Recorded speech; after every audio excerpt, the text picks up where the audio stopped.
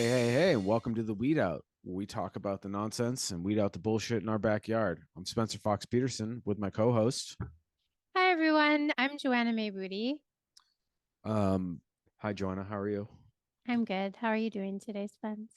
I'm pretty good. I mean, I do. it's a shambles, but a lot of good solidarity actions with people I know. Just some really positive stuff that it's the advocating for people, and this isn't stuff we do necessarily publicly with the weed out. This is just stuff Joanne and I do on the side. Basically what I know some people are trying to help some people that are incarcerated, and it feels like when you're able to spread the word about something or get people's interest in it, I don't know, it just feels like there have been some little wins as of recording this. This is post the air serviceman Aaron Bushnell self-immolated himself in the embassy, the Israeli embassy in DC. And I think we've crossed the Rubicon. We'll talk about this probably more in a later episode, but I just feel like it's important to mention, Joanna. I don't know. I just, Yeah, rest in peace, Aaron Bushnell. I'd like to say that he was an active service member engaged in surveillance, cyber defense, and was really involved in a lot of he probably saw a lot, is my assumption, and we don't know.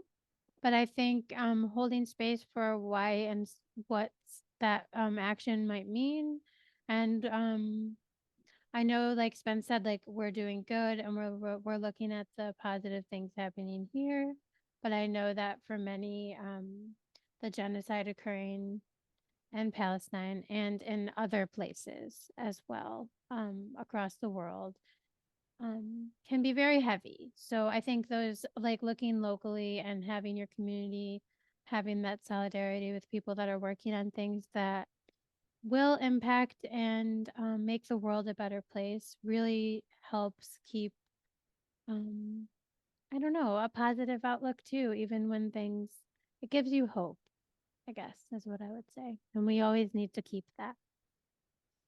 and it's really hard to even share that thought of hope, but rebellion and resurrection and rebirth all rely on hope. So you got to have some of it. And I was saying that we cross Rubicon usually when it gets to the point where there's self-immolation historically. I mean, this is an old protest. I mean, this is centuries old. This act, it's and he said it himself in his own, I'll just paraphrase, what I'm about to endure is nothing compared to what is happening in these genocides that are happening across the world, but specifically in that region of the world. And if they'll do it to Palestinians, they'll do it to us. And we're not all free until, we're not free until we're all free. I mean, there's a million sayings here. I don't know what to say, but it is honorable as an act that Aaron committed. We have to honor his martyrdom. I and end this oppression. I don't know, ceasefire, end apartheid. Like there's a million hashtags you can use here, and it's really just end imperialism. That's just my final thought, and I feel like Aaron was taking a stance against imperialism in the name of the people being harmed by Israel in the West. Agreed. And he was a Massachusetts native. Actually, I just want to throw that out there. Um, and I just so if anyone does personally know him, I'm so sorry for your loss, and I am sorry to his family and friends because it's so hard to lose someone when they're young. But I understand that people cannot continue on after they see something so horrific like what is occurring. And specifically, we're focused on Palestine because that is why Aaron did self-emulate. Um, I just want to like focus on the hope and in a way, I wouldn't use the word faith, but I have faith that the Palestinian people will continue and live on. I know they will. And I think we all need to know that, believe it, and hold solidarity with them and have hope in our hearts that that faith will be continually shared and revealed to others, because I think, like, just a small thing to share, my own mother, who, raised me evangelically and is not someone who is super conservative now, but recently shared Free Palestine and something about Aaron Bushnell on Facebook.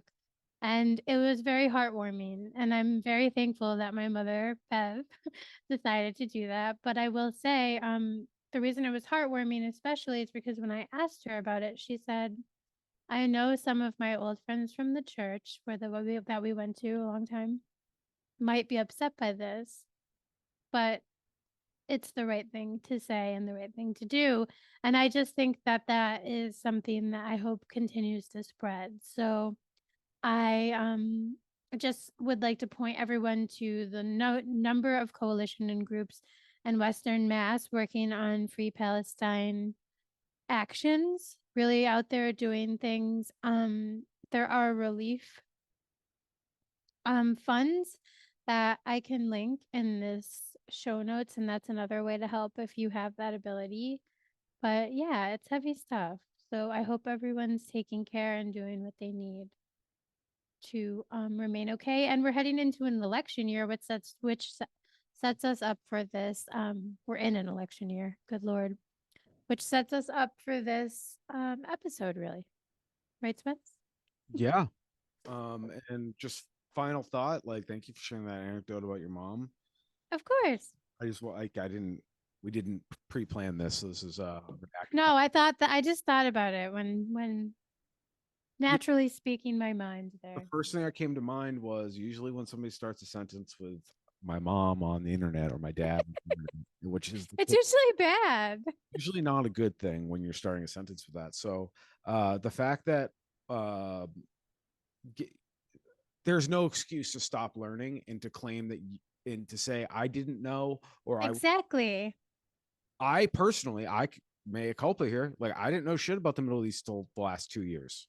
Right. But neither did my mom. And I'm just saying, if she can change, um, and have a belief that, like, it is wrong. That's what she's saying. Like, this is wrong.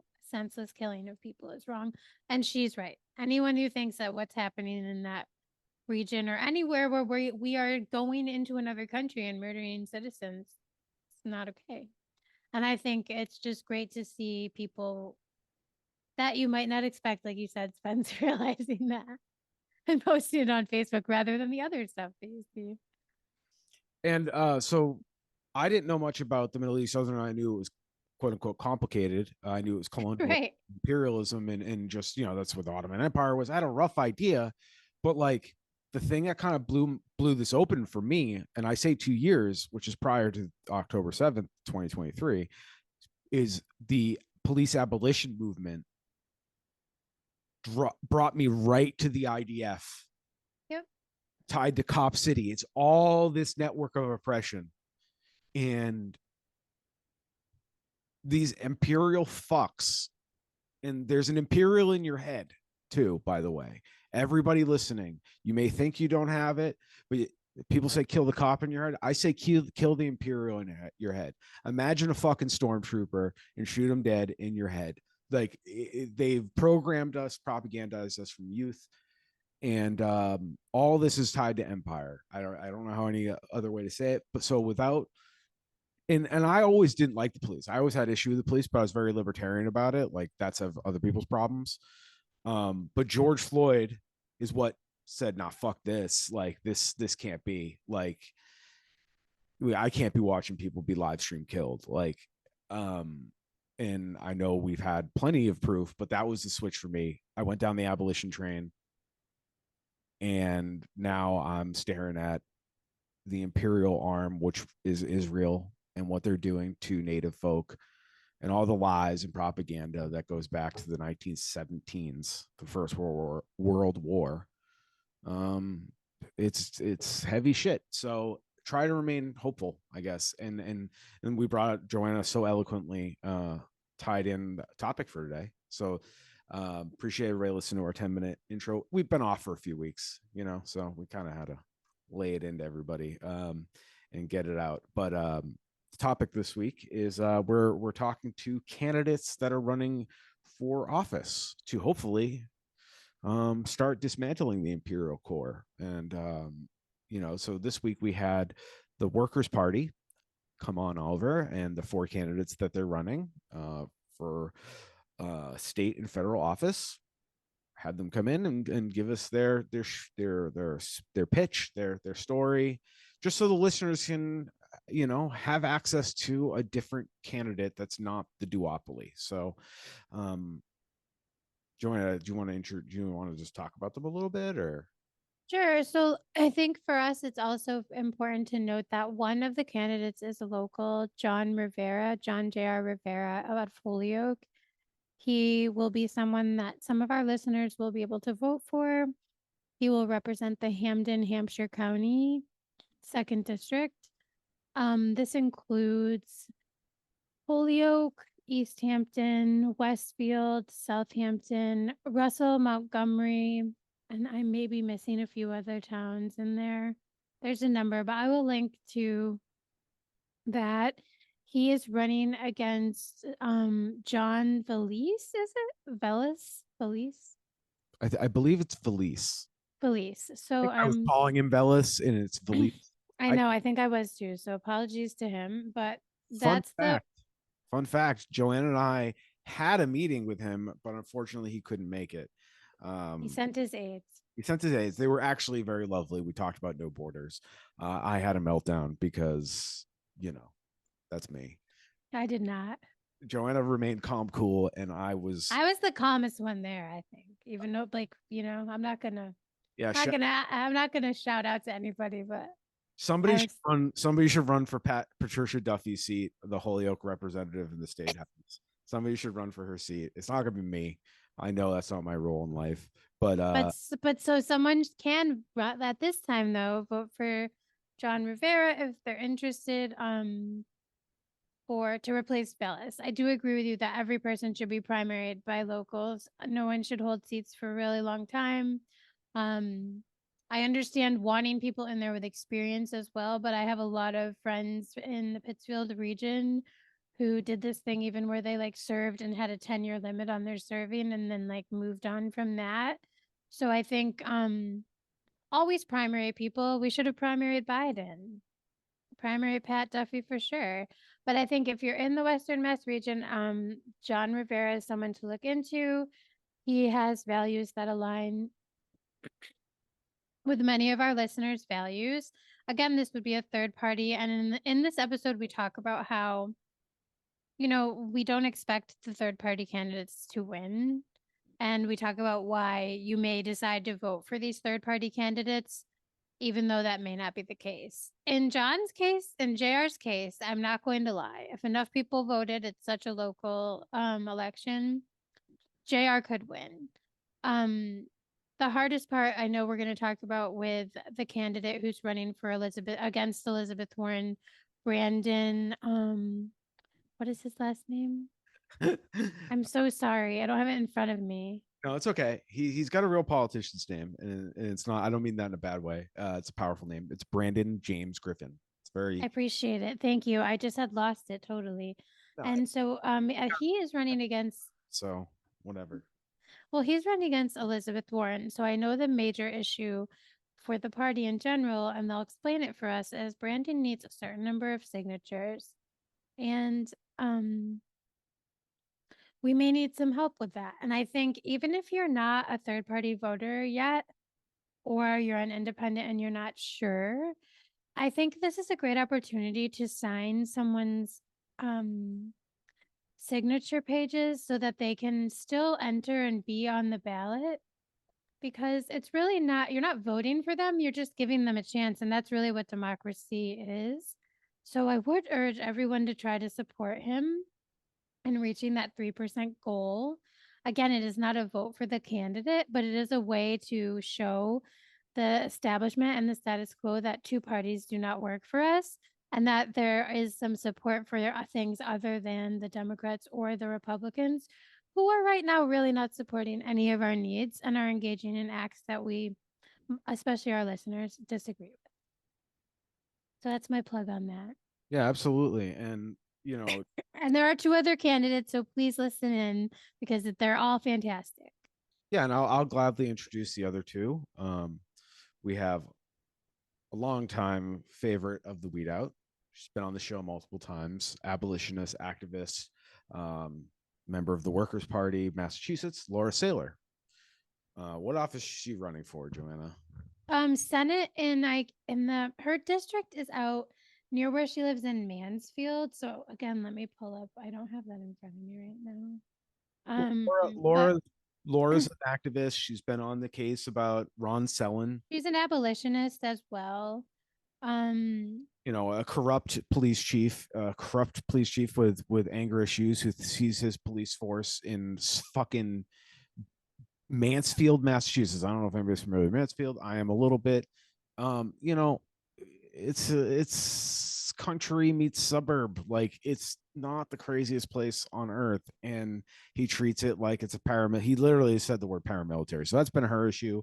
But she's also been on the case about Sandra Birchmore, and all sorts of police malfeasance stuff. So we love Sarah, Laura. Please go back and listen to episodes. But she's running for Senate. What was state Senate for Bristol and Norfolk district. And so that includes a number of towns in that region. And during the episode, she will talk about all of the towns. I think Mansfield is one of them as well. So she also ran the last election and came close to that 3% mark. Well, yeah, Laura is active in the community in a lot of ways, not just even police abolition. Yeah. We're, you know, and this is probably a good time to mention that, you know, Joanna and I are not members of the Workers' Party. We are very aligned with their policies and their platform. We support them, but we are media entities. So we do plan on reaching out to all of their opponents. I think Senator Valise would be wise to come on. And even if they send a statement, we can read it, but it would give everyone the chance to be like platformed if they'd like. Yeah, for there's sure. potential voters that listen to this show, and JR has a shot against him if Holyoke has a high turnout and they vote for him. You know, there's a shot. So Senator, this is we're going to reach out to you. Yeah, we're gonna email him. We're going to email you, but yeah, I'm throwing down the gauntlet. You should come on. We're going to ask you hard questions about police and police brutality and oppression systems. So start doing your homework, I guess. And well, I don't know if that's fair because we're not asking of these candidates. Well, no, because here's the thing. Their platform is very clear on where they stand on abolition, the Workers' Party, right? We're pretty clear where we stand on abolition. So, like right off the bat, you're not dealing with trying to debunk the doublespeak that liberals, like presumably JR's opponent, Senator Valise, will do. You know, talking about equity and policing. I should be tougher on these candidates. Sure. Be tougher. That's fine.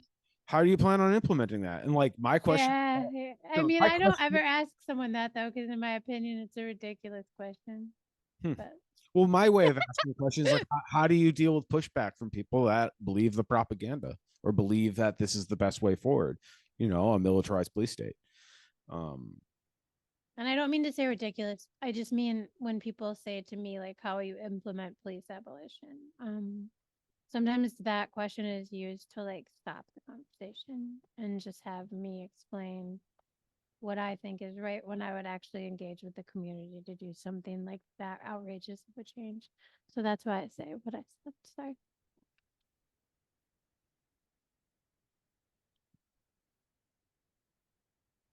And we have one more. Our Andrew Nelson. Andrew Nelson. He's running out in the He's running for state rep, so similar Yeah. office to JR. He's out near Laura too. Yeah, I think he's in, what is it, North He, Attleboro? yes. And let me find his district.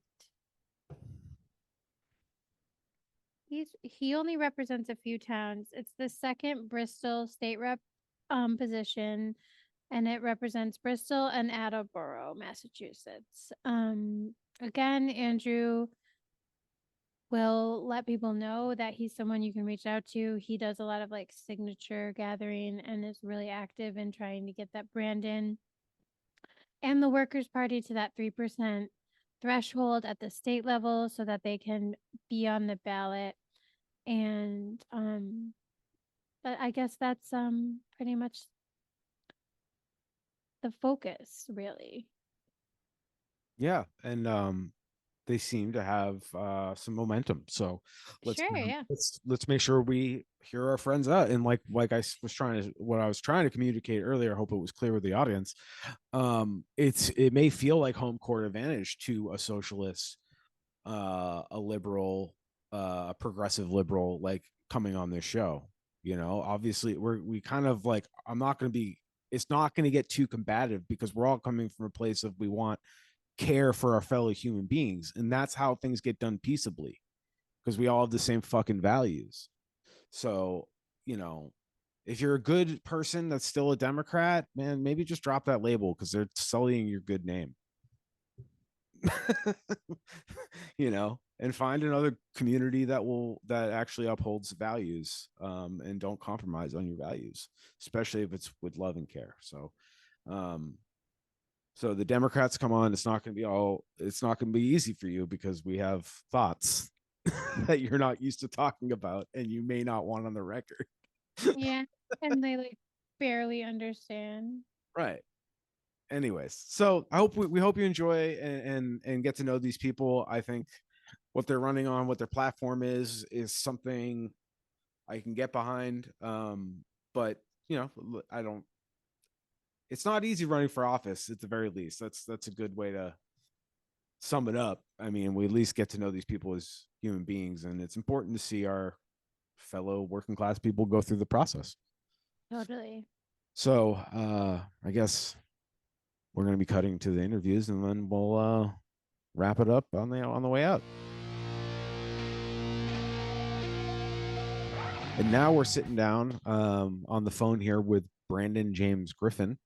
Hope I'm saying your name right. That's correct. You got it. I was making a joke because I'm an Eastern Mass person myself, so I grew up with that. You know, I had the weird name with Spencer. I was the weirdo, but still incredibly white. But anyways, so Brandon is running for U.S. Senate, so federal level election. He's running against incumbent Democrat Zionist Elizabeth Warren. So welcome to the Weedout, Brandon. Yeah. Thank you for having me on, Spencer, Joanna. Thank you for coming to talk with us. And Of course. thank you for primarying Elizabeth Warren. Oh, well, it won't actually it won't be the primary because I am not running as a Democrat. Third parties petitioned for the general election on November 5th. So we get to skip that step. Thank you for clarifying. And Yeah, of thank course. you for clarifying. And something I had mentioned in the intro was that I know you'll need a lot of signatures to get on the ballot. That's correct. For that time. So I am urging all of our listeners and our audience, when you do let them know a little more about yourself, to please reach out to you to give you their signatures, because I think from my perspective, even if you're an independent voter or a Democrat or anyone, I think having more people on the ballot is a good thing. So I really hope you get those signatures, because I think if we want to pretend that we have a democracy, we should allow people to be on the ballot and able to be voting for who we want to vote for. So thank you for putting yourself out there and doing this work. It's my pleasure, I think. I kind of know what you mean. Hello, everybody. My name is Brendan Griffin from Whitman, Massachusetts, which is about 20 minutes south of Boston. And I will now run through every grade school and high school teacher I've ever had. No, I'm just kidding. I'm not going to do one of those.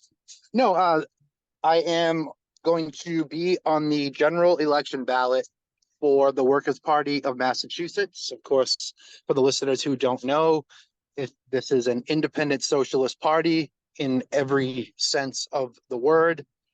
And we are opposed directly to the Democrats, and especially being in Massachusetts, the choices that we've had over the years, even the GOP are pushed out, except for some reason the governors are always seem to be a member of the Republican Party, and Baker and Romney, but that's outside the purview of what we're focused on. I mean, they're all our political enemies. I don't really see much of a difference between either party. And I am running because we need to find bigger and bigger platforms to reach more and more people, to not just cast votes on election day, which of course we appreciate, and that's a great thing. But it's also more about, we need to have the power behind those votes for when we do start to win some elections, and I have complete faith that we will. It will not be just a toothless, person in a body of legislature where it'll just be anything we can do can get repealed. We need to bunk the system that built this nightmare to then take advantage of electoral victories. And what's most important is that people understand what we are about, what we're not about. And that's why it's very important for us to collect these signatures first. And then we can really start to stump on all the types of campaign trails and all the stuff that should be fun. And the barriers to ballot access are, of course, a problem. And that's 10,000 signatures plus a differential for some that may not, well, not may, but will get just crossed off because it's the wrong town, or the signature's bad, or it's a whole process. And 10,000 is a daunting number, but it's doable. So once we get ballot access, we will really be kicking things into gear. And it will be, I think, very, very interesting to see how a true socialist will do on a ballot that will undoubtedly contain Warhawk, phony darling of the phony left, Elizabeth Warren, and the libertarian candidate, which is Louis Marino. Dr. Shiva is running as an independent. I have no comment on that gentleman. And whoever the GOP wins their primary, so far they have 6 people. But what people are going to be looking at are myself and Miss Warren, because a Republican is not going to win a Senate election in Massachusetts. Thing I love about your platform, the Workers' Party, is your stance on police and prisons. When you're out campaigning, we're talking to people, and they care about the worker stuff, the healthcare stuff, the stuff, but people are carceral in this country because we've been propagandized. How do you approach that? Because you don't want to you're politicking, so you don't want to call them an idiot. You don't want to lose this voter. But so how do you bring them along? Even to your point there, I don't think that they are idiots. I think that your first point is correct. They've been propagandized, and it's an abuse that's been thrown at everybody, really. I mean, I'm sure at some point we've all fell victim to one bullshit story or another. And then when it comes to politics in the US, we've been given this phony divide of two bad slices of bread that are exactly the same. And I don't think people that support workers' rights and support free healthcare and support all the things that a lot of politicians on the left will claim as virtues and things that they wish to accomplish. But there are ways to talk to people, and we're just very in your face about it. If people ask, is yes, we are abolitionists, police, prisons, period. And if the conversation gets deeper, there are a lot of different routes that it could go. You have to meet people where they are, where they live matters. I mean, if I lived out in Holyoke, I may have a different view of how things, of how the folks in those communities see them. Not that police are not problematic everywhere, they are, but it's just a lot of people tend to look in the area that affects them the most, and policing just is the ultimate, it's the knot that glues property and capital and power together, because they protect those three things. They protect property, and they protect capital, and they protect power with fists and guns and handcuffs and propaganda, and bastardizing their labor union and all of the benevolent associations and all that bullshit. And once you show people how much they cost, that's the first thing that can get that cockeye raised. But Exactly. I agree. That's Joanna's favorite topic. Just bring up the money. Just bring up. I'm like, go to the budget line. That's always what I say. I mean, it's literally it's like it's half the budget. Yeah, it goes 45% cops, 40% schools if you're lucky, and then 15% other, which includes roads, bridges, tunnels, sewer, water, paying the TAD employees and the Department of Public Works people correctly, not contracting out snowplow people. Not that we're gonna ever see those guys again, but and then there's that little tiny piece left after the PIGS and the schools get their piece. And as far as I'm concerned, you can give it all to the schools and the fire department, in the EMS, and the hopefully soon to exist crisis counselors. You need signatures. Not only that, how can people get involved? Can people learn more about your party, et cetera, et cetera? Yeah, of course. The easiest way to reach myself or anyone from the Workers' Party is to hit the Workers' Party. I would say hit the Facebook page first. It's Workers' Party of Massachusetts. It's easily found. The website for the party is workerspartyma.org. And my website is bjgriffin, GRIFFIN, the number 4, MASS.com. And you can reach out to me through Facebook as well, Brendan James Griffin for U.S. Senate. And I cannot stress enough how much 1, 2, 3, 4, 5 signatures matters. Because when it comes down to it, it's that pocket of, 38 little pieces of paper with 4 signatures on them. If it matters. And my website has a link where you can click right on there.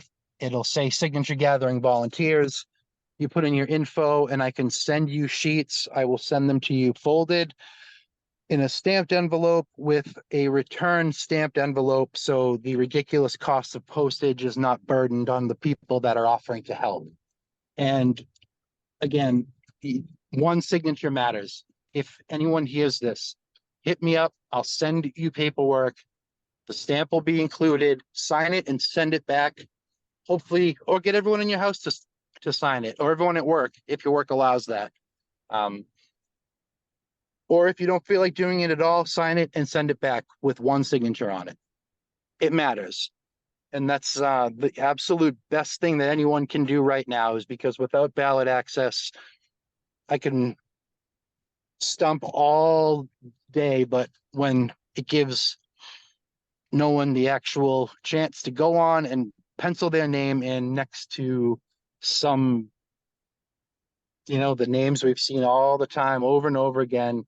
We know Warren's going to win. Everybody knows that.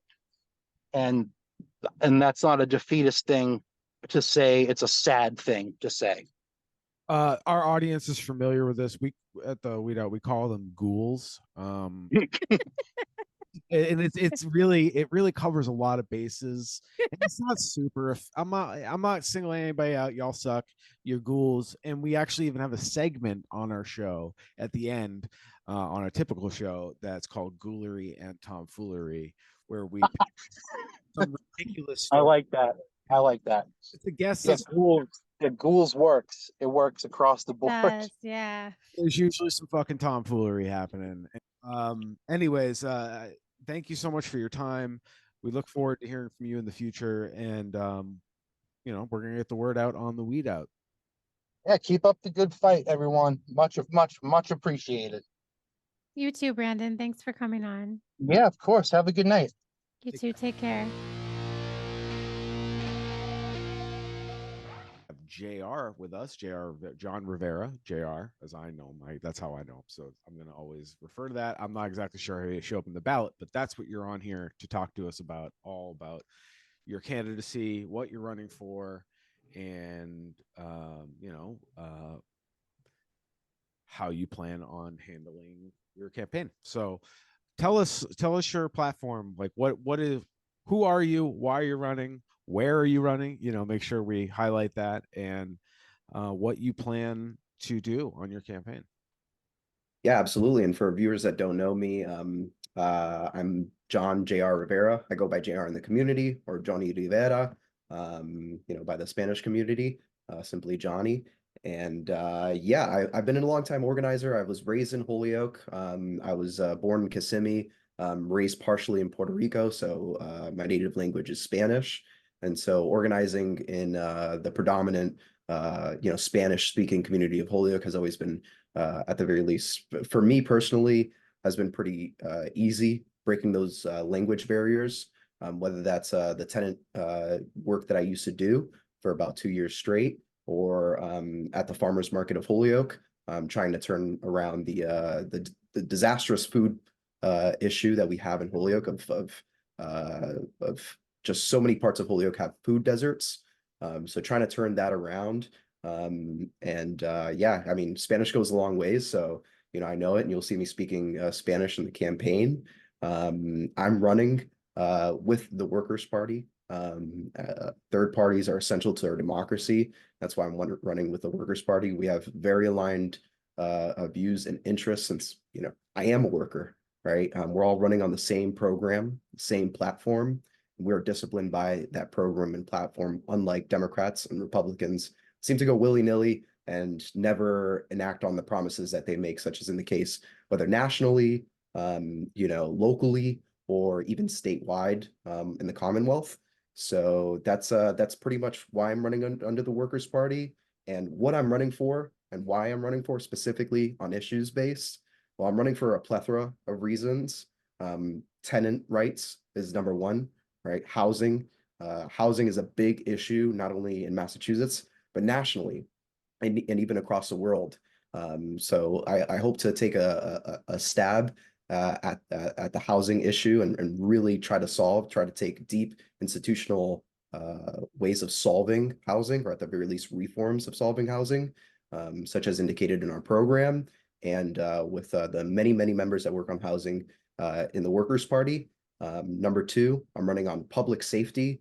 I'm very much opposed to the status quo of public safety, always returning to supporting the bloated police departments in the state, which don't seem to solve problems statistically, and studies show the police don't solve problems, that they exacerbate them. And so taking an institutional look at these issues, and as to how we can actually solve crimes and actually ensure public safety with other methods that aren't necessarily a part of the status quo, such as harm reduction efforts. Number two, survival centers, infrastructure, such as more lighting to neighborhoods and more quality of life improvements in neighborhoods, without, and this is a big a part of my campaign without gentrifying these neighborhoods, because tenants are often left out when it comes to public safety. Tenant rights are often left out, and there is no, I guess, barriers to stopping the rise of rents in municipalities. So I hope to take a deep look at these things and solve these things apart of if I do get elected. And I have many other perspectives as to how we can really provide a better future for not only the Commonwealth, but the area I'm running in, which is the second Hampton and Hampshire district. And that is John, the person that I'm opposing is Senator John C. Velas. Those that are in Westfield, Holyoke, and some surrounding neighborhoods as well, or surrounding cities. But those are the two main kind of like center cities that I'll be kind of like grasping. You'll obviously see me on the campaign run in other cities that second Hampton, Hampshire district covers. But it's another big reason is Holyoke hasn't had any representation at this level in the second Hampton, Hampshire district.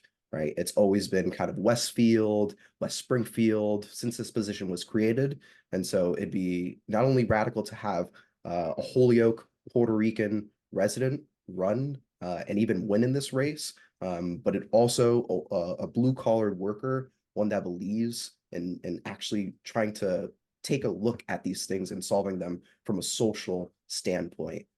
For folks that don't know, I'm a socialist, long time, and I believe in taking a social kind of look at these things to solve these things. The people that are closest to the problems are closest to the solutions as well. And so I hope that kind of covered that big question.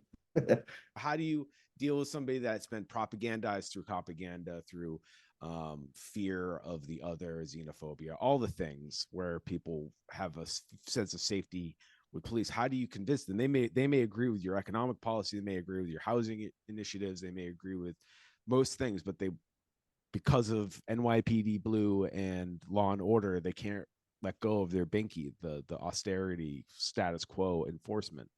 How do you encounter that? Yeah, I mean, I'm no stranger to militancy, showing up to public comment and really calling out these kind of taxpayer thirsty, pretty much like street warmongers. Really isn't something that's new to me. You take a look at Holyoke for an example. The Holyoke Police Department has had a new captain that ended up like retiring or whatever it was on paid leave for quite some time. And showing up to public comment, really just shouting out to the liberals, essentially being like what is going on here, right? This can't stand anymore. So for the liberals that are misguided and confused as to like how to change the police department from the inside, I've got news for you. Studies and statistics show that can't happen, right? That's just not going to happen. Like it's been tried before in hundreds, not even tens, hundreds of municipalities in the United States and even across the globe to reform the police. And it just backfires every time, and it makes issues way worse. Usually for the conservatives and the libertarians, and even at times like Republicans, as confusing as that might be, those people are kind of like, oh yeah, it is kind of bullshit how they are taking our taxes and doing willy-nilly stuff about it. Sure, they might be a little bit more kind of like aggressive as to like, you're trying to take but those guys I feel like are much easier, working in the trades. I'm able to convince those guys a lot easier than the people who are misguided and actually think that like the system can be reformed and the system can be changed from the inside out. The police department has showed that recently with the newest audit that came out, or not even relatively new, right? Josh Garcia, basically put out this search for an auditing company and had two choices. An auditing company that had predominantly most of them were police officers, and an auditing company that only had like 2 police officers. Guess what he chose, right? And even at kind of in opposition in the committee that I was a part of, I think it was the citizens, I forget what it was, but it was quite some time ago. But most of those in that committee regarding it was like a public safety uh, committee. I forget the term. But I was a part of that committee that Terrence Murphy, the former mayor, brought forward and transitioned into the Garcia administration. And most people were in opposition towards this very biased auditing company taking an audit at our police department. And guess what happened in this audit? Not a single thing was found regarding Manny the Fox Reyes's countless sexual harassments under the people under him, the women under him, and as well as how he was in charge of recruitment. And at the same time, definitely not a conflict of interest to the liberals or even some of the conservatives in city council. He was also in charge of the complaint process by citizens, and only 3 out of 97 complaints actually went through in the year of I think it was 2022. And so I'm not, like confused about these things. These things require a radical and militant change in them. And so a lot of these liberals don't have the I think they lack the common sense to do such a thing. They would have done it last year when they had the power in city council in Holyoke. And so taking a look at the second in Hampton and Hampshire district, I would do something very similar at that level. Really ensure that municipalities, public safety committees get more money. And not only that, but those public safety committees actually have and are comprised of people that work closely to these issues, such as harm reduction clinics, such as survival centers, nonprofits that actually assist with these issues. Currently, as it stands, in a city like Holyoke, the Public Safety Committee only gets $900 a year, I believe, from my understanding, for a stipend. And so that's not nearly enough to really take a look at the deep infrastructure and institutionalized crimes that are not crimes, but the issues that are going on within our city from a much more delicate and a much more caring perspective. And so that's essentially, how I kind of aim to convince a good lot of these folks. Statistics and studies have proven, and I'm more than willing to bring them alongside with me on the campaign to show that these maybe a little radical infrastructure projects actually really do start to lower crime and even at some points start to really lower it at such a radical and dramatic percentage, such as 10 to 20% in some municipalities in some cities across America. So yeah. Well, you brought up my Roman Empire, and that is the enigma / open corrupt mayor Josh Garcia. And so the Captain Reyes, that whole shenanigans, we have been trying to get in touch with Mayor Garcia to get a comment, to anything, to do anything, come on, like that meme with the stick, come on, do something, respond, do anything. And we harassed him on Twitter, like under every post, be like, so what's going on with Captain Reyes? Why is he still employed? And for everybody to real short, he has credible accusations against him. There's restraining orders because the judge finds the accusations credible, yada, yada, yada. Yes, he's not proven guilty yet. Doesn't really matter. He was in a position of power. We had the recently, just prior to that, the story came out that no complaints were ever found, that you mentioned, JR.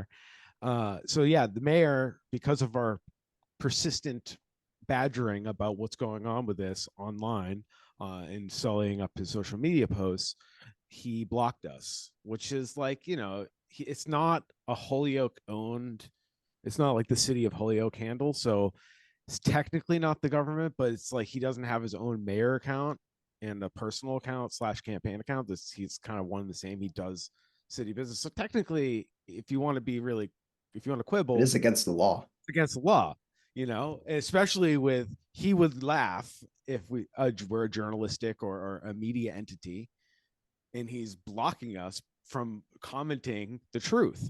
This person is in court right now, and they have a lot of power, and they were on your transition team. Yep. He was the police liaison to the Mayor Garcia mayoral transition team.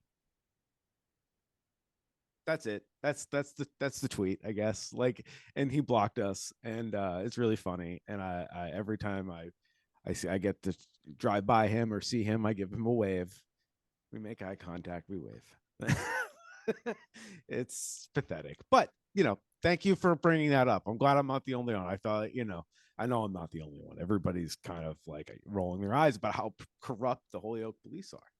So that's kind of, thank you for that. And it's all police. It's all police, not just the Holyoke police. I just And, want. and yeah, absolutely. And on one last like note on that situation, this is no surprise to the countless Puerto Ricans, Spanish speaking like citizens of Holyoke, right? This is what I've seen knocking on doors. A part of my tenants union is public safety and how kind of corrupt the Holyoke Police Department is, right? This is no surprise to them. So when a candidate of austerity comes forward and tries to reform the police, a lot of people are kind of like they become infatuated with it. It's not to say that they don't have those criticisms yet or still. I knocked on doors even after the Garcia administration, and people still had those concerns. And at some points, I got comments in Spanish being like, "Oh, how do you feel about Mr. Joshua Garcia? Dímelo, nene. Tell me." And I would tell them what's going on because I'm in these spaces and people deserve to know what's going on in Holyoke. And as it stands, the person that is in this position of power at the second in Hampton, Hampshire district for state senator supports people like Joshua Garcia, supports the police departments in these municipalities uncritically, unwaveringly. So it's no surprise that when these things get going, a candidate kind of shows up into the picture and says, look, enough is enough. We kind of take a look at these things and really try to solve them institutionally. Well, Absolutely. I think if it's okay if I jump in, I think a great point you're making, JR, with Felice, is that the name? I always say Velis when I see the candidate that you're running against last name. So I'm sorry to that man that I've been butchering his last name. Josh Garcia does this, and so if he's an avid supporter of Josh Garcia, he does it too. And I think the audience, just to like highlight something you said that I think is really important, you're talking about actual data and evidence-based approach, and using statistics and research that have been done, like long-standing things that people can look at. And I just use the example of like ShotSpotter amongst others in Holyoke, where the mayor of Holyoke completely disregarded evidence-based information to go forward. And he was supported by the senator who is in your position right now, by the mayor Sarno and some people from at the time I think it was the DA in the Hampton area and some other people in that area, which I completely understand, like that's how it works. But I just want the audience to know like who the other candidate is when they're looking at. And I also wondered, will you be on the ballot, or do you need help from the audience to get signatures to do? Yeah, absolutely. The signature gathering, is a lot more low stakes than other races, but absolutely.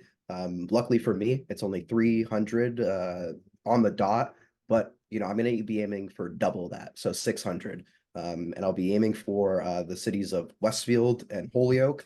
But on the campaign run, you will see me in all the cities in the second Hampton, Hampshire district, knocking on doors and really engaging with people. So if you see a kid or a couple kids over at Stop and Shop gathering signatures, have a conversation with us. We're not strangers. We're not we don't bite. We'd love to have a conversation about these things. If at the time, if you want to even talk more, maybe we won't have much more time because I'm out there collecting hustle and bustling signatures.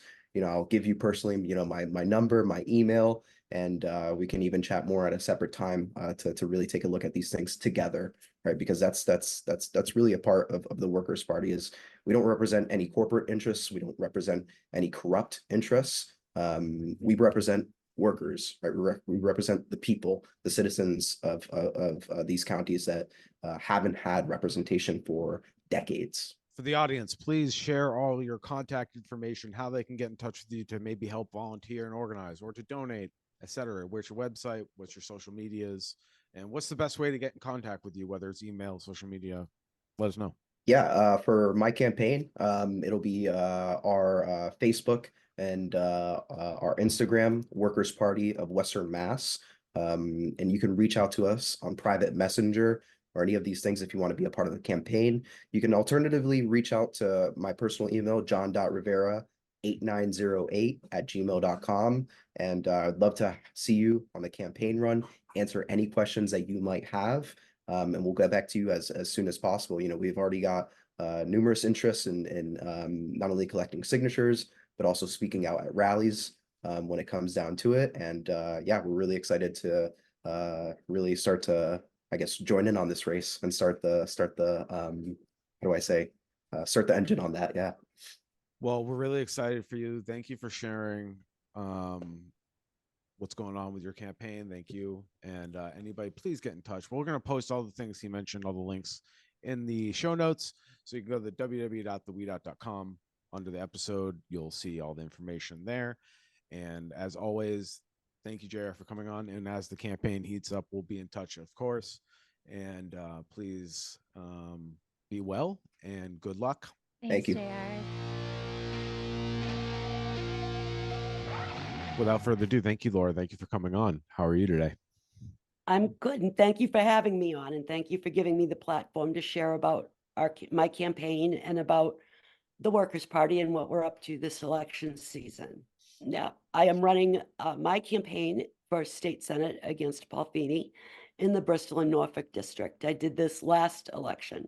I'm running against Paul Feeney because Paul Feeney is an enthusiastic supporter of qualified immunity. And we all know what qualified immunity does and what the issue of qualified immunity is. So that right there, and the thing about Paul Feeney too is like he kind of like portrays himself as like progressive, and they say progressive. Ran Bernie Sanders' campaign in New England in 2016. He was the campaign manager. And like, if you take a close look at what he does and how he votes and what his actual positions in the state house are, he's not. I mean, anything that these people think he is, you know, he'll go qualified immunity. His union shop welcomed Joe Biden and Marty Walsh and honored them the night that they busted the railroad strike. So even though Paul Feeney is a union member, you know, there's quite a bit of contradictions there with what people might look and say, oh, this is what they believe versus what they actually believe. Another reason I'm happy to do this campaign is that they, as everybody knows, they reinstated Ron Selin in Massachusetts. Kevin Dumas reinstated him. Shortly after that, the select board rehired Kevin Dumas as town manager for another term. Ron Selin supporters, and we've discussed this in the past, Ron Selin supporters are mostly the Democrats in town, active Democrats. When I'm saying Democrats, I'm not meaning, you know, just regular voters. I mean people who are active on the town committee and, you know, go to the state committee meetings and all that. You know, their whole thing was in response to my concerns with Ron Selin stating that Mansfield Police was a paramilitary organization. They assured me, oh, he's in there to get rid of that, you know, make it not like that. And, you know, he's a reformer and, you know, he believes in training and, you know, he's got a temper problem, but, you know, and fact of the matter is at the picket line for the UAW, you know, which is labor workers, my union had people there. I'm a member of the UFCW.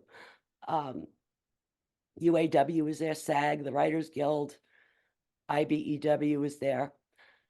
The Mansfield Police and the rest of the contingent that they pulled in were very militarized. They were in the vests. They were in formation. You know, they were standing at the ready and they were pretty nasty to the strikers, acting like a paramilitary organization. And I really want to use my campaign to bring these contradictions into the public conscious, because people might forget about, oh, Ron Sullivan said paramilitary organization, and then you see them acting like a paramilitary. Well, these people are telling you that, he was doing the opposite. And I think that our campaigns are important for that. And I am also very excited and very optimistic about Brandon Griffin running for US Senate against Elizabeth Warren. I am happy because we now have 4 of us, me, Brandon. Yeah, 4 of us this time around, representing all different sorts of areas of the state. And our party is growing. And we're forming great coalitions. We're active in the Palestine coalition up here in Boston. JR's done some work on that out your way. And I am, every day I wake up and I look at the news and I get discouraged, but what we're doing really gives me some optimism. It's kind of keeping me going. And I'm really proud of what we stand for and what we do. And we could use help with signatures. People could get in touch with me. I have a Sailor for Senate .com, nationbuilder.com is my website. I have a Facebook page. Message me. Brandon's looking for signature gatherers, and sign up and help us out.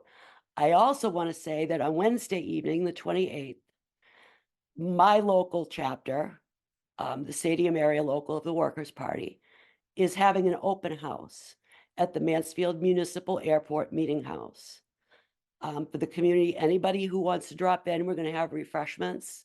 We're just going to be around to talk. The candidates that are running for office will be there. You'll get to meet us and ask us questions and bring up your concerns. And we'd love to meet you, whether you agree with us or not. Come in, drop in, say hi, get to know us. And that'll be Wednesday, day after tomorrow. It's at 6:30 at the Mansfield Municipal Airport Meeting House. Are there going to be any, since this is an in-person meeting, will there be any protocols in place for COVID? We should wear a mask. So mask wearing. Please do wear a mask. And I didn't used to insist on masking. I am good with masking, but I just got through another bout with this, and I'm going to ask that people do wear a mask and be COVID conscious. Yeah. And that for me, this is just, I've been doing a lot of learning and reading on disability justice. Shout out to Amani Barbarin on Twitter, and her handle on TikTok is Crutches and Spice. Yeah, I know. Yeah, I know. Yeah, she's kind of picked up a good following. She has a good head on her shoulders, and any good movement, we have to think about the least of us, and any one of us could become disabled because of COVID. So masking and COVID policy, and good COVID policy is, is allyship with the disabled. And we could all pretend we're all eventually going to be disabled one way or another, like if we are not already. Right. So, yes, everybody, this is the weed out, this is our home turf. So we highly suggest your mask. I understand the world isn't perfect, but if we did this properly years ago, we wouldn't fucking be here. It's really the problem is, though, I don't really even blame the general public for it. There was an active propaganda campaign to minimize COVID. It's still going on. It's still going on, and we don't have a functioning public health system. We don't. So, I mean, yes, it's annoying that, people are anti-mask or anti-vax or whatever, which I'm pro both. But I don't per se really, unless they're really ridiculous about it, I don't really blame the general public for that, because they're getting bombarded with, well, it's not that big of a deal. And, if you look all right, you're probably all right. And it's just the rules change so much. That's the thing. Yeah. I mean, they're bombarded with minimizing and right. So the Workers' Party, can you just this isn't my question, but I realize we haven't touched on it. For anybody listening that doesn't know about the Workers' Party, give us your quick 1 minute hit on what the Workers' Party of Massachusetts is, Laura. I would love to hear your pitch on this. The Workers' Party in Massachusetts is an independent socialist organization and political party with the goal of electing candidates and doing other work. We have, in addition to running candidates for electoral office, we also have many different working groups. We have a labor working group. We have an eco-socialism working group. The group that I chair is the Police Defund and Abolition Working Group. We have, and I believe, did I say labor? We just have a whole plethora of other things that we're working on. We work in coalition with other organizations on issues like Palestine. And our thing right now is running candidates for office. And remind everybody the specific office you're running for. I am running for state senate in the Bristol and Norfolk district And against Paul what Feeney. what towns does that include? That includes Mansfield, Norton, Attleboro, North Attleboro, Foxborough, and Canton, and Sharon. Personally, have been someone who has supported third parties my entire voting career. So for me, this is a question just so the audience can understand why you would put your eggs in this basket into the Workers' Party, even if potentially like to run in these elections, even if you know potentially you may not win. What is the goal in the long term for third parties that may not yet have the percentages or the amount of votes that people may want to see? What would you say to voters that, unlike myself, might not understand why it's important to support a third party and give you that support? It is important to support a third party, and I'll tell you why.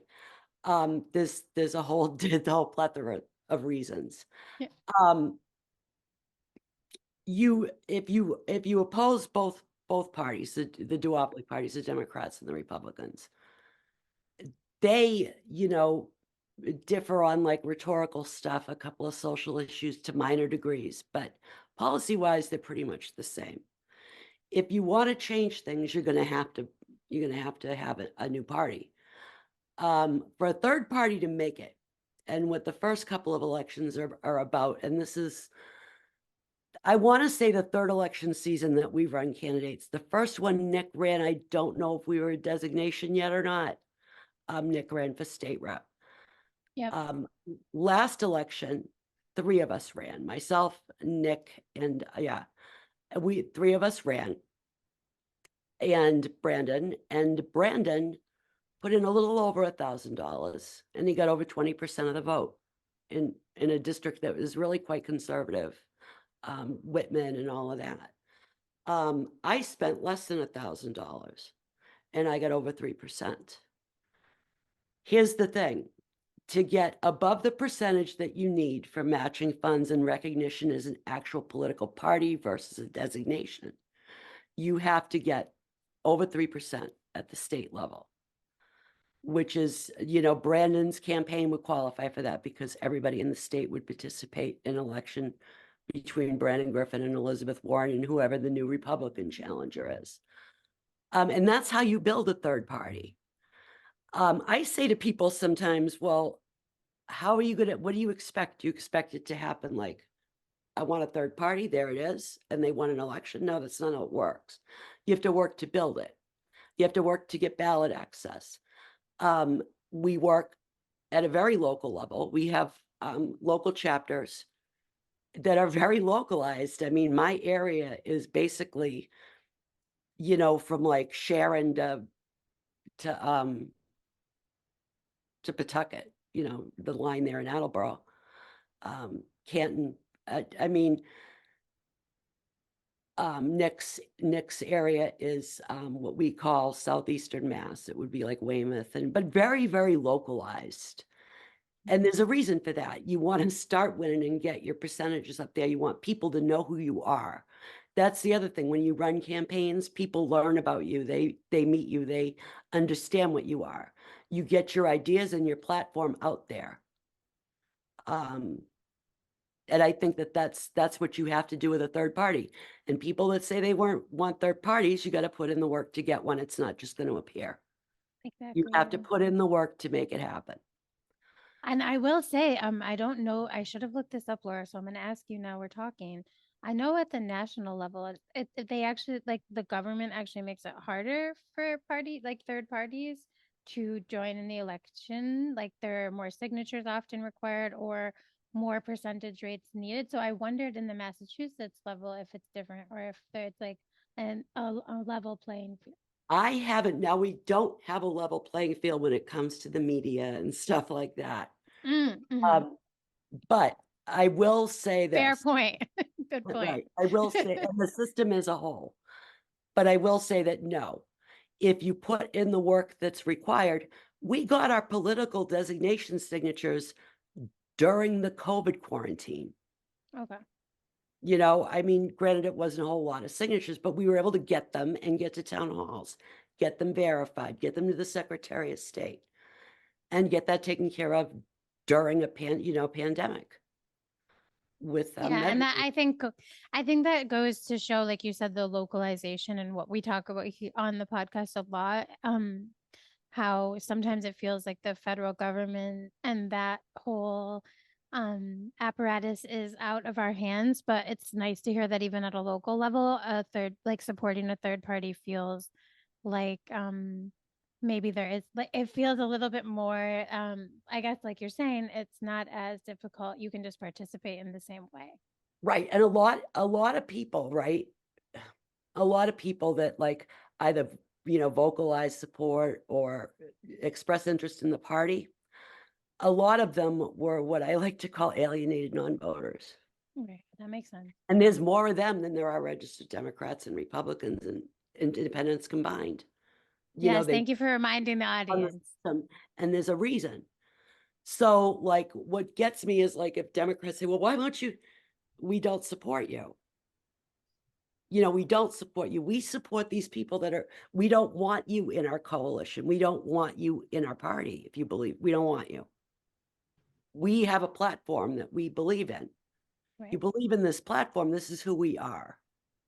We're not going to say we're a pro-choice party and then go, oh, we're going to let, some anti-choice, pro-life conservative in because we're a big tent. No, we're not going to do that.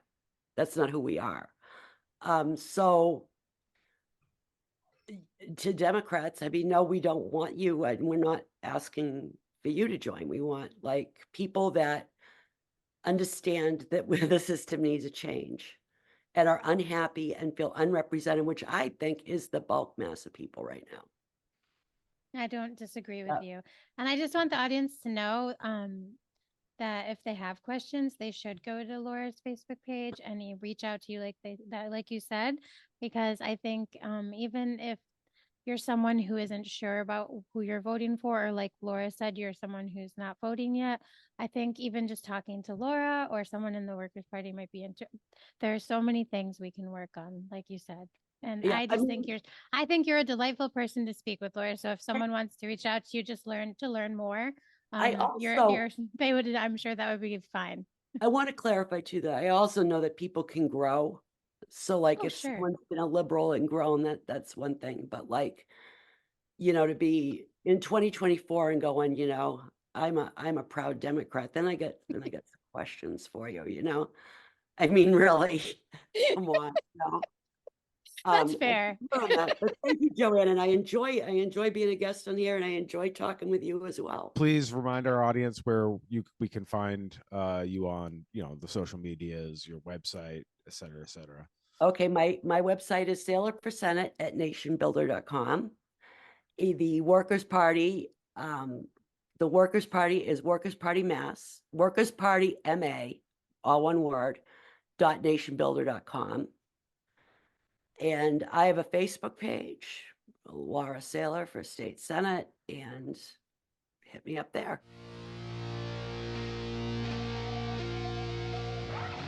And now we're sitting down with our friend Andrew Nelson, who is running for office on the Workers' Party ticket. And, just like we had Laura, Brandon, JR on, We're not as familiar with Andrew. This is the first time he's been on the show. We're glad he's on. So welcome to the Weed Out, and hope to hear about your campaign and what you plan on doing. So without further ado, tell our audience who you are. Yeah, right on. Thank you. I appreciate it. Joanna Spencer, it's a pleasure to be on here. I know you've spoken with our comrades. You are part of the Workers' Party. I discovered the Workers' Party in approximately 2022. And I finally found something that made sense to me. Some hardworking people that were beyond the sort of democratic socialist, beyond Bernie, beyond AOC, if you know, and I don't mean to disparage them. What it was something that was loud and substantial, and the way I grew up, I was reading like Crime Think or Upton Sinclair when I was supposed to be reading something, that my high school English teacher had provided me. I couldn't really find that group of people, that section that really went at it. Chomsky, we've read it. It took a while. I was a baby leftist. And then one day I stumbled upon the Workers' Party. And holy goalie, I was so excited to find them because they meant everything they said, and they did not mince words. And so I started helping them out in any way I could. This was in 2022. When I found them, I was, every day I wake up and I read the news and see just how bad it is. And I try to be a positive person. I'm a father of 3.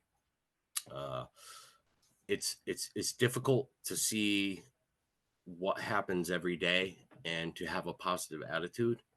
But I found that camaraderie with the Workers' Party. I said, okay, here are people that actually organized. And it took so much of their efforts to organize. I said, how can I help? How can I help this party? Because this is what I believe in. And it's fundamentally Marxist. It's fundamentally, Lenin.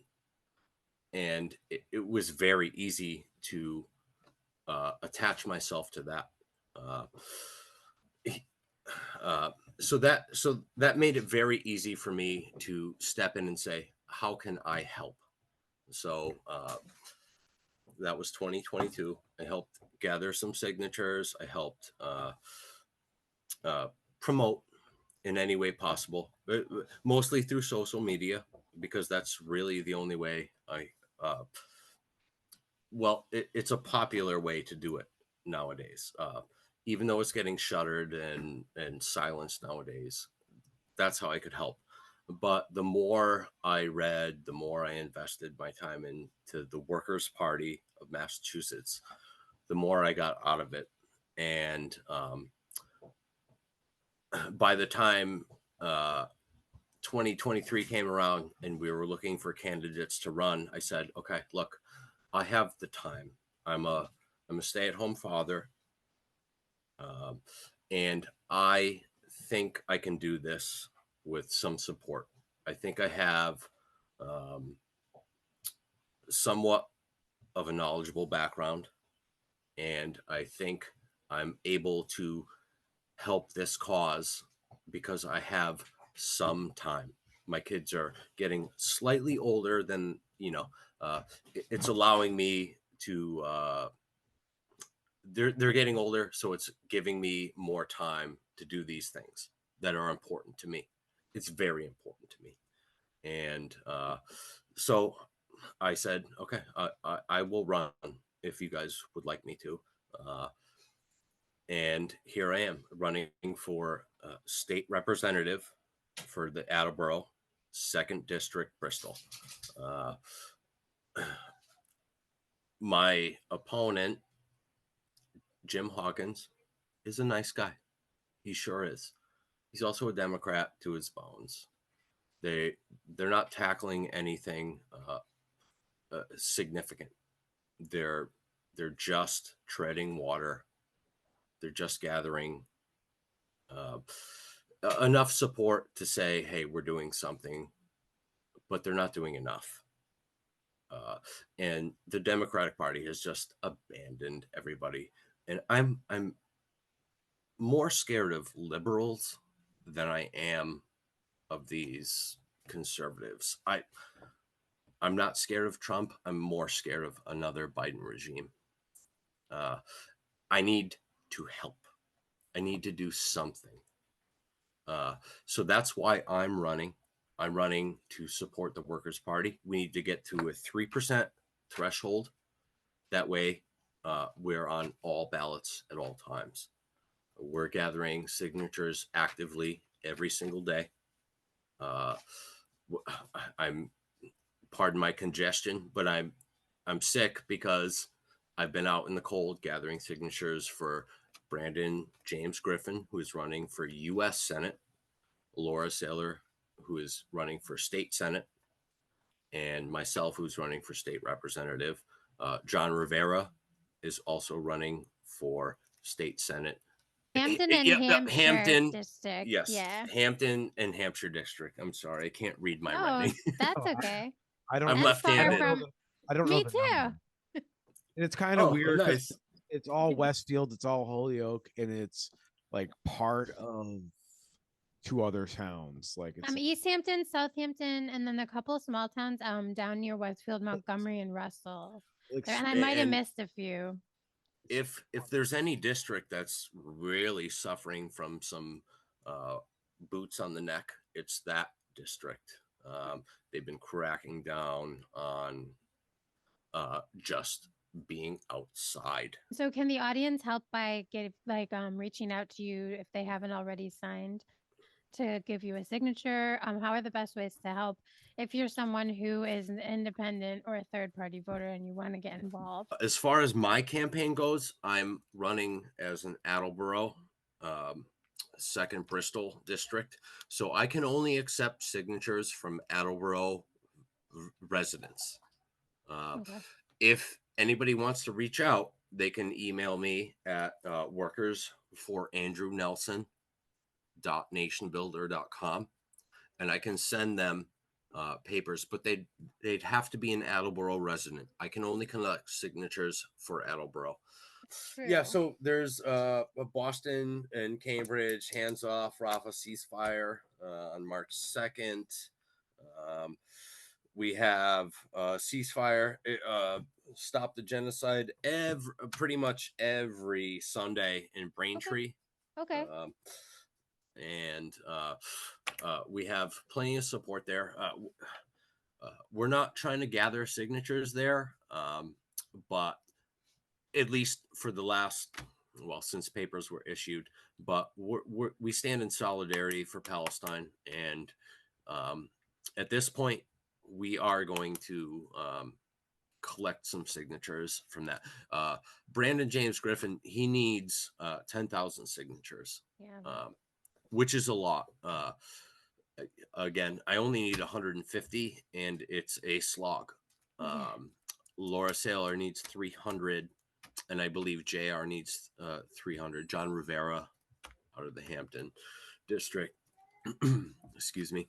And anybody that can help, please reach out to the Workers' Party.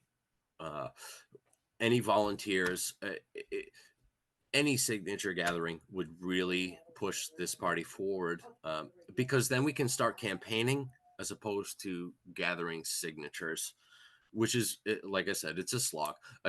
We're not complaining. We need to do it. Unfortunately, I was offered I got a call from somebody saying, okay, it's $5,000 and we'll get you a few signatures. And I said, I'm sorry, sir, but I have $150 in my coffer. And that was generously donated by supporters of the Workers' Party. So we can't pay to buy signatures. Jill Green, she is paying $1.50 per signature. We can't do that. So we need to be out on, on the beaten path. This is legitimately grassroots. So I would urge any supporter of the Workers' Party to please sign up. We can send you nomination papers. It's really, this is the biggest hump that we need to get over, and then we can start campaigning. We're literally That's awesome. fighting a genocide supporter. We're fighting the Boston mayor who wants to sweep homeless encampments and criminalize houselessness. We are in the throes or the end game of a capitalist society that just is not working for anybody. And I dare anybody to say, I'm doing well. My whole family's doing well. I dare anybody to say that. And if they are, good for them. But I feel like if they are doing well, it might be at the, subjugation, criminalization of somebody else, where we're not supporting the lowest. I believe it's Debs who said, the lowest of our, as long as there is a lower class, I am in it. As long as, and that's the most important. We're here fighting for everybody, not just to enrich a few capitalists. We want, Warren is a warmonger. It's disgusting. She cast her ballot for Biden today, who's actively committing genocide. Like, we can't abide this. And I don't know how anybody can wake up and see this news every day and not say, is there anything I can do? Is there anything I can do? The Democrats lost me when Biden said, I mean, they lost me for a lot of reasons, but the final nail for Biden for me was like 2.5 years ago when he was like, spend your COVID money on cops. I was like, what? And then my chief in Holyoke fucking requested Christmas toys because of an endless supply of COVID money grants. And they bought stupid shit. And they sweep people. They're bad motherfuckers. And yeah, they're all and what did they do? They probably did a, hey, Holyoke cops bought Christmas toys for the kids. No, like some sort of propaganda. They literally referred to their own shit as like militarized weapons as Christmas toys. It's gross. Unbelievable. Yeah. In emails, like in requests to the mayor, it's like, what the fuck are we doing here? But anyways, that's every police. That's not Holyoke's not special. We're not special. It's everywhere, especially poor. Andrew, I just wonder if you could, like, you mentioned that you don't care about winning, and I've asked other candidates this because obviously as a third party candidate, it's hard in this country because of so many reasons and things that are, I know I mentioned this when I'm talking before, at the federal level, it's actually more difficult to run for like a number of reasons. So for Brandon, it must be more, I think it's more signatures that he would have to acquire than Liz Warren would, for like one example. And I just wonder if you could talk about why it's not about winning for you and what it is about. I have no bones about winning. The U.S. population is so thoroughly propagandized and fed nationalistic bullshit that, pardon my French, and I say this in all honesty, liberals are the scariest. It's not it's not Trump, it's not MAGA, it's blue MAGA that terrifies me. They are so propagandized and so comfortable with their themselves. Why I'm running has nothing to do with winning. I would thoroughly enjoy that. My running in this race is to get the Workers' Party to a 3% threshold. So where anytime you see a ballot, you're going to see the Workers' Party of Massachusetts next to it. Awesome. So that would mean, so that's that. I guess I have a clarifying question. So you mentioned that before. So once you all get the 3%, that would mean that moving forward in any election, you could like run a candidate and be on the ballot.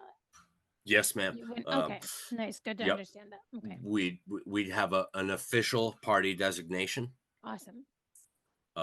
And it won't go away.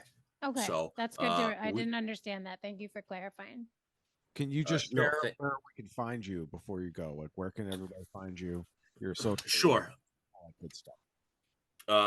So my website is workersforandrewnelson.nationbuilder.com. You can find me there. The most important is workerspartymass.org. You can donate. You can sign up for signature gathering, volunteering, financial donations through our PAC. That would help me. That would help Laura. That would help John. But we want our candidate, Brandon James Griffin, forefront. His website is bjgriffin4mass at nationbuilder.com or .com, and we need to support him. This is larger than our local candidacies. We understand what we're doing, where we're at. Laura and John are very in tune to local politics. They can speak clearly on their local issues. Right now, I want to see Brandon James Griffin take the torch here, and we need all the help we can get. So workerspartyma.org is the best way to help any of us. Our party constitution is there. Again, we're anti-war, we're pro-gun, we're anti-Warren. Yeah, who isn't? Oh, well, I shouldn't. We're pro-Palestine. We'll be out Saturday in Boston. I'll be gathering signatures all week. If anybody wants to help, again, please reach out to workerspartymass.org, and tremendous help from anybody. We can send you out signature ballot initiatives just to get on the board. We want to get these signatures done with. That way we can start campaigning. And with regards to that, we haven't stopped actively participating in pro-Palestine movements, but let our voice be heard at least. And so we need to get that 3% threshold where our voice will never be turned down ever again. So that's why I'm supporting. That's why I'm running, and that's why I'm here. Well, thank you very much. And if anybody needs any of that information that he just shared, it will be on our show notes at www.theweedout.com. Go to this episode, under the show notes will be all the contact information that Andrew just mentioned. And thank you very much for coming on, Andrew. Spencer, Joanna, I really appreciate it. And I'm here to talk anytime you guys would like. Great. And awesome. Thank you so much. We'll touch base as the campaign goes on. So good luck out there, and we appreciate everything that you're doing. Thank you to all the candidates that gave us their time today to share their platform and their commitment in their campaign with our audience. Hope that was informative and helpful for everybody at home.